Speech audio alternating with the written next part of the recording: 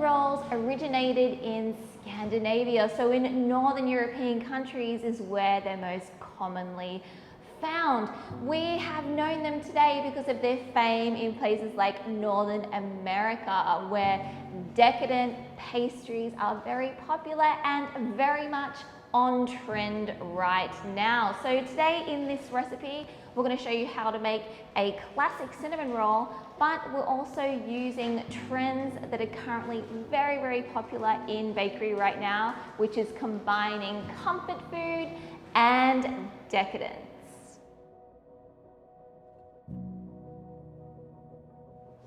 So with this recipe, it's very customizable. We're actually going to be using some local ingredients. I am using some pistachios, which come from not too far away in Turkey, and they're just such a beautiful color and flavor. And I encourage you at home to use what's local where you are. It's also going to reduce your food cost as well and bring a bit more interest to the dish. Go ahead and combine our soft brown sugar.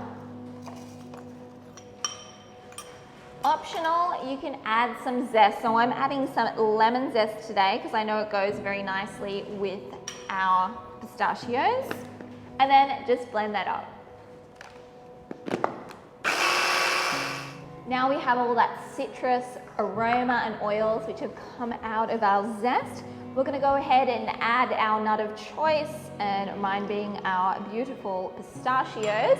And of course, it wouldn't be a cinnamon roll without our cinnamon, so cinnamon's going to go in as well. And let's blend this up. Now that we have our filling done, we're going to take our brioche dough that was prepared earlier, and we're going to roll this out.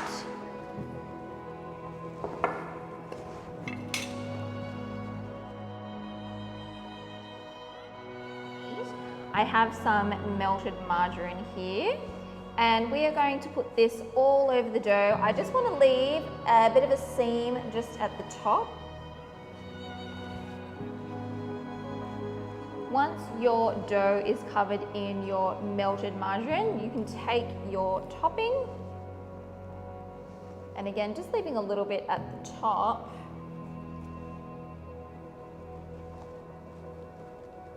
Get that all over. Once your topping is all over, you can use the rest of your margarine and just sprinkle that over.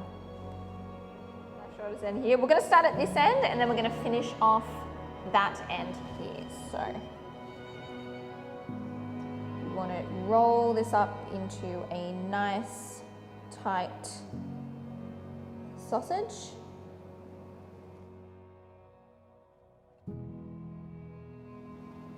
I like to just thin out that end bit a little bit.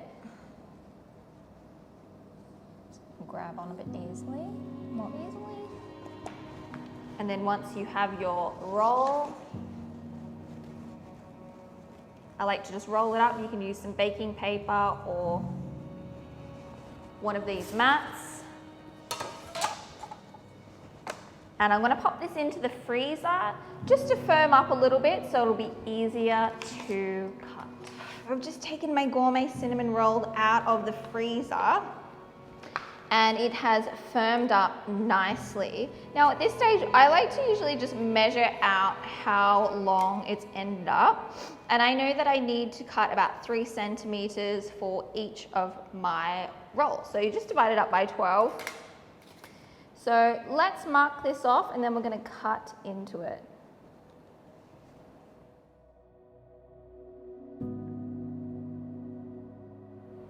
So once your cinnamon rolls are all sliced up, we can start putting it in our trays.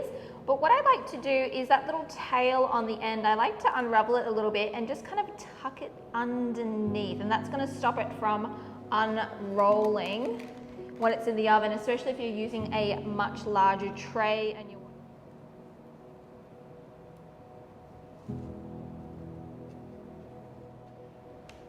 Once your cinnamon rolls are all in their trays, it is now time to proof. So I love these trays because I have some covers for them, but if you don't have any covers, you can put a big container over the top or a greased cling wrap over the top, because we just don't want them to dry out. Now we're going to stick these on our bench until they almost doubled in size, and yeah, and then we're done. Ready for the oven.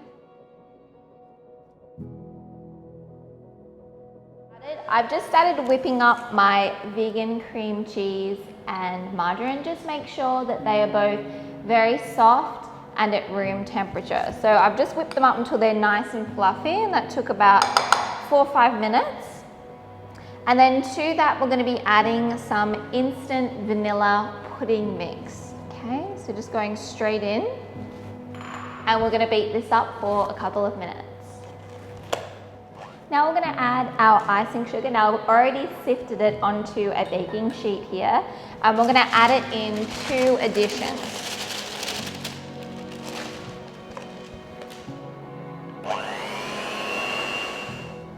Once that's all whipped up and most of that sugar is dissolved, we're going to add, this is optional, a unique ingredient called lactic acid. Now, if you enjoy the tang of cream cheese frosting, you will love this ingredient. If you've come through the cheese course, it may have been one of the ingredients that you use to create sour or tangy flavors that you would traditionally find in things like cheeses, sour cream and yogurts. It's quite a unique taste, and it really does give that authentic cream cheese frosting flavor. So you can add this to taste. I usually like to put about a pinch to start off with, mix this up, and then give it a taste.